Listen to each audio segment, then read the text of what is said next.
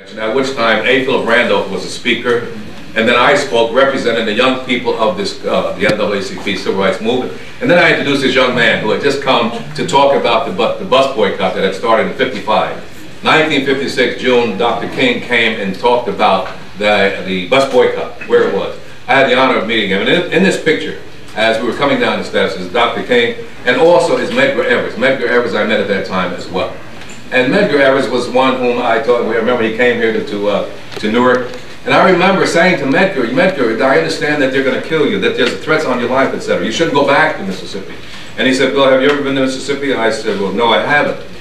He said, it's a beautiful state, you have to go back. And I looked at this man as a leader. I said, but they're going to kill you, I understand.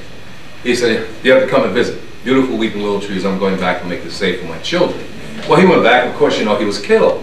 Well, I say that if I knew Dr. King, and I was with Dr. King on the steps of Abyssinia Baptist Church the week before he was killed, because he spoke, remember he started at Southside High School that morning, and he was in Newark and New Jersey all day long, and his last stop was at Abyssinia Baptist Church. And I happened to drive up there and double park my car to get up there in time to hear him speak.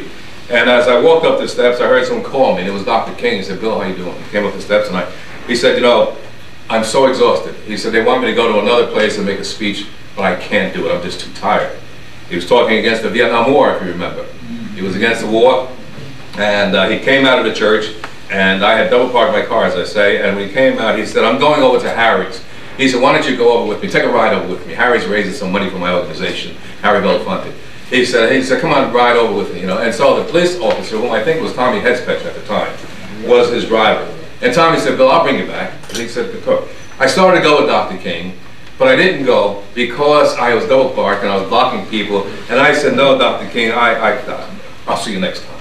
So he waved goodbye to me. And that's, of course, it's the very last time I ever saw him alive. And of course, you look back and you regret things like that. But then, the reason why I do what I do, when people say you're so passionate, you're so angry, so this and so that, is because I believe that people like Medger Evers, knowing full well that he was in danger, and Dr. King, knowing full well that he was in danger, could continue doing what they do, then the least I can do is continue fighting in the State Assembly or wherever, because these people gave their lives. The least I can do is give some time.